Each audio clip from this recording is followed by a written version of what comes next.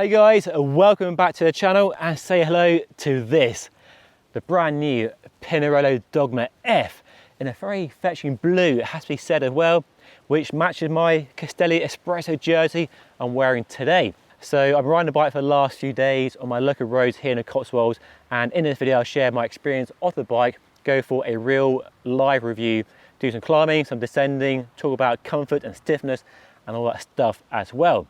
Now, this is a race bike and ultimately designed for the pros, like the Ineos Grenadier pros racing around France right now as we speak.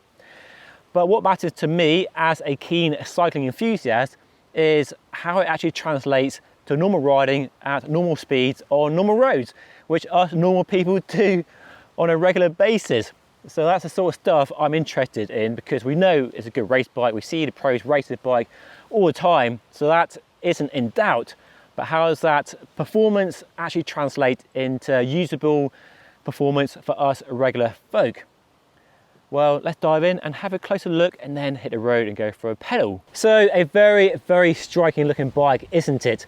Always has been the Pinarello way. Definitely not a bike that can be accused of looking like any other bike in the peloton these days. But to be honest, never been my cup of tea. Too many curves and swoops.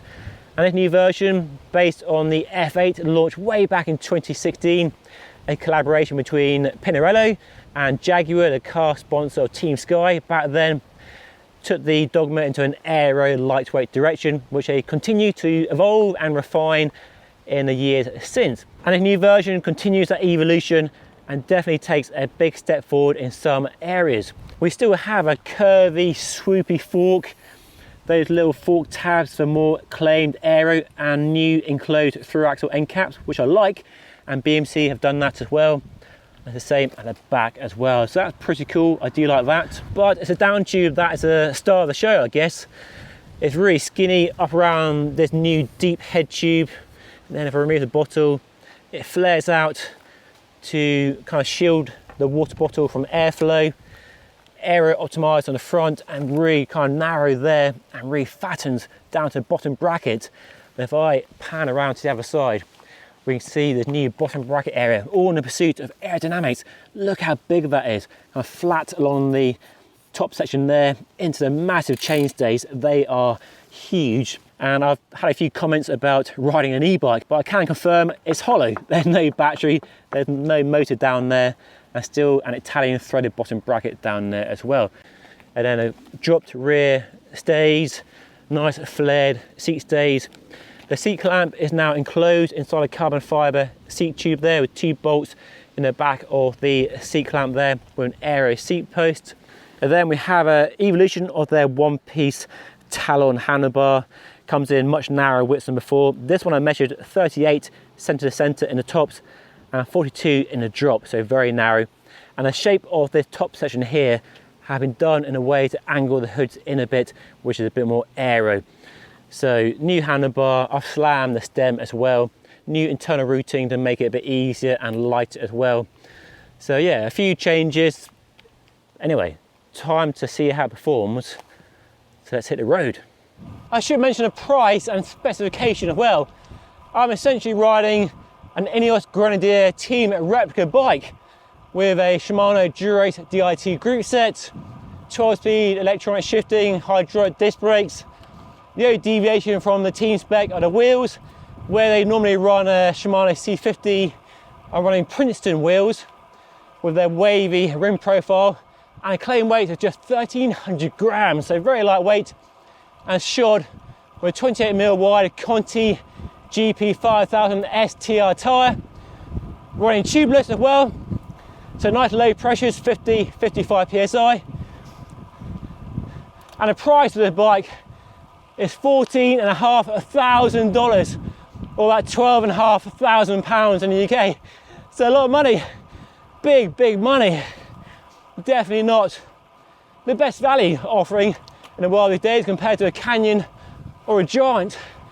You can even get a special tarmac SL8 for a bit less. So let's go for a spin, see how it performs, hopefully before the rain arrives, which is on the horizon. I basically want to find out if it's a race bike that works as a normal road bike.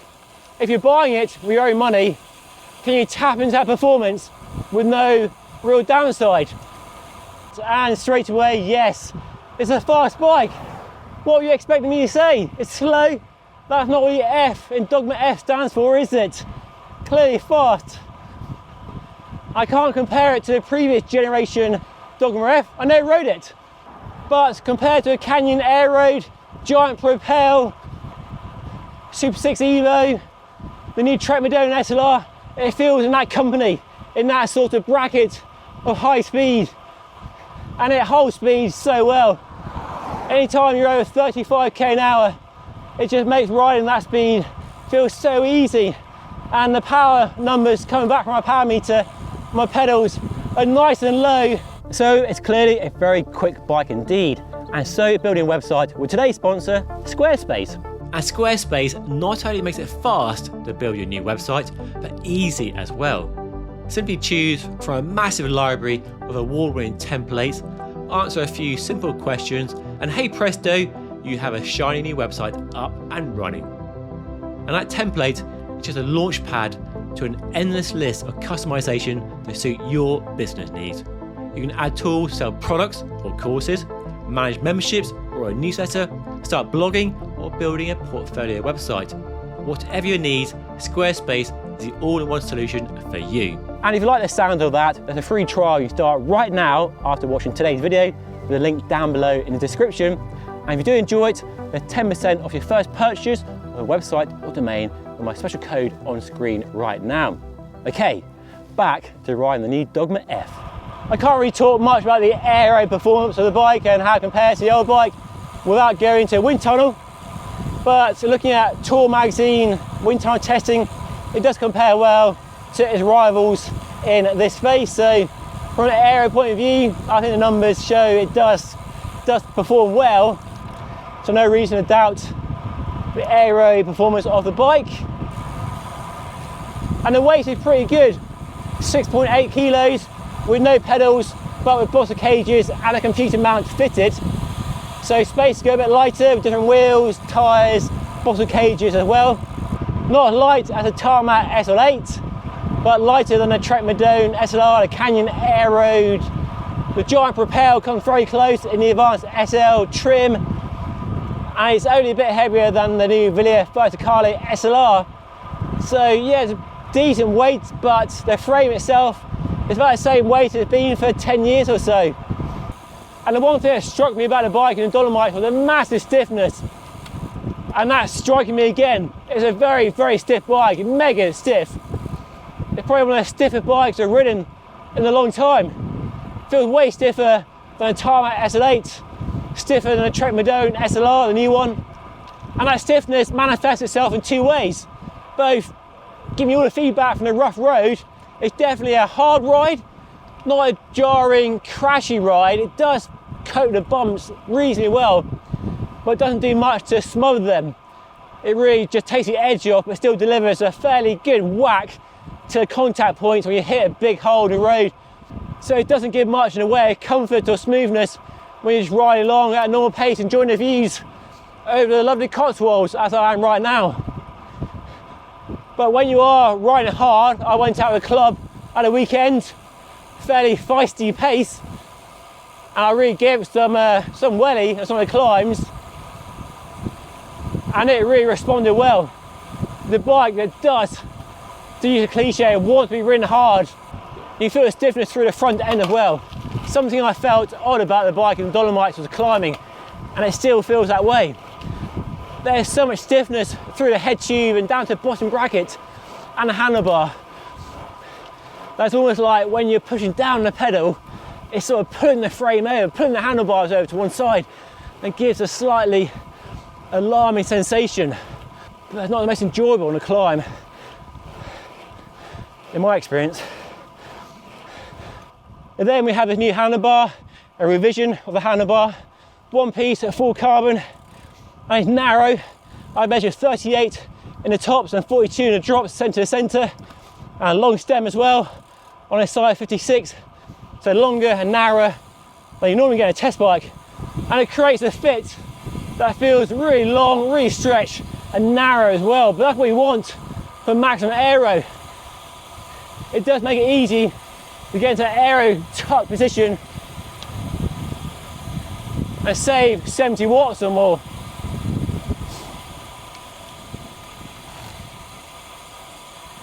I do like having lots of bar tape right up to the centre as well though. It's like great when you're climbing.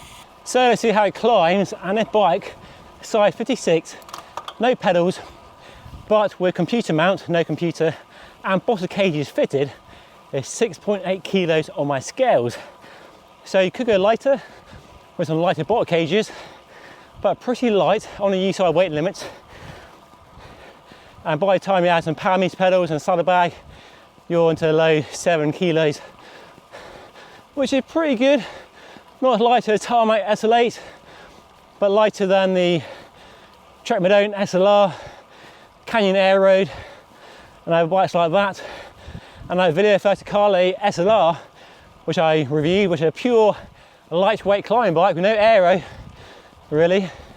I do like the idea of a combined aero lightweight bike as well, not have to choose one or the other. It's lighter than a pure aero bike, like a Canyon Aero or a Trek Madone, but not as light as a Video Verticale SLR or a Bianchi Specialissima or another lightweight bike. But the Tarmac SL8 still tops it for weight, and the Aero is in the same ballpark according to Tour magazine. And the gearing on the bike shows that while it's a race bike, it has the end consumer in mind with a compact 50-34 chain set, which you could race, but if you're racing, you want a 52-36 or 53-39, not a compact. Well, I'm glad I have a compact today for the riding I'm doing, which is definitely not racing. Occasional bursts of speed though.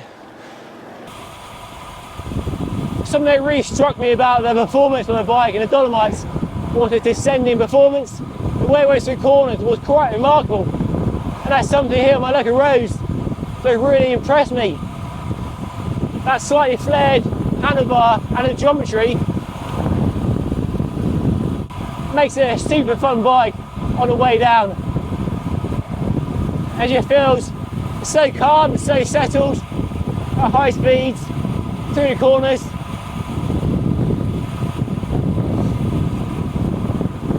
No wonder Tom Pidcock is so damn quick on the descents. Something about it by the geometry, the head angle, the wheelbase, the fork trail, and so stable as well. No buffeting the wind at all.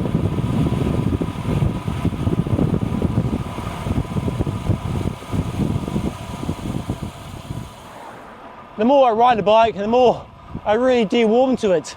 Something quite intoxicating about a bike. It's so race focused, it's so singularly focused on going as fast as possible, and the hell comfort and sort of ride quality.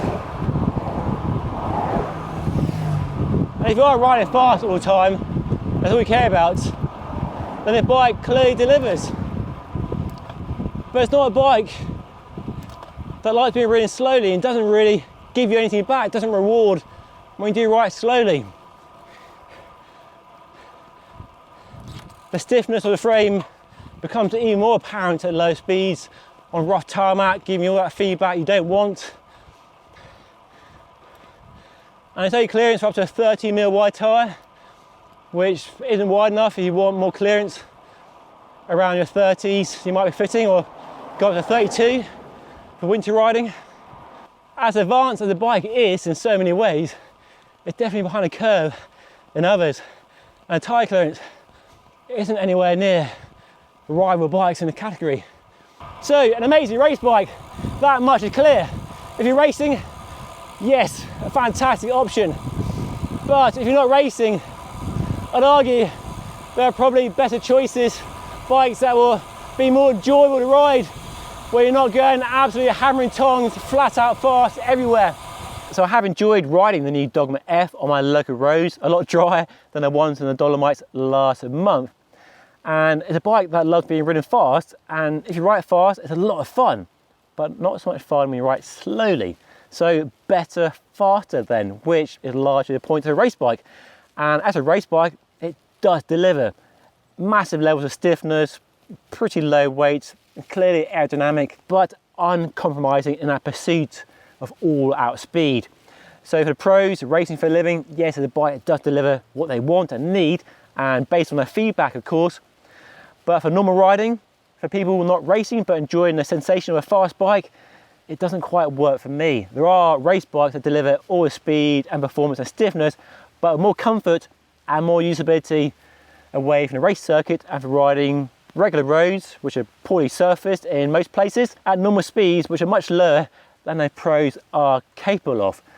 So yes, an amazing race bike, not such an amazing normal road bike for us mere mortals, in my opinion. And a big chunk of cash as well, nearly $15,000, nearly £13,000 here in the UK is a big chunk of cash for sure. And there are better value options from Canyon and Giant and other brands like that, offering similar levels of performance and arguably more comfort and smoothness and compliance, but for less money. So for me, it's a bike to consider if you want a race replica bike and you have smooth roads where you ride and you do ride fast and you do race and you have some very, very deep pockets indeed. But for the rest of us, I reckon check out this video link up here for some of the best race bikes you can buy right now in this category of lightweight aero all-rounders. And of course, don't forget to subscribe by hitting that button right there. But as the rain starts to fall, it's a good time to end. So I'll see you again very soon. Thank you so much for watching.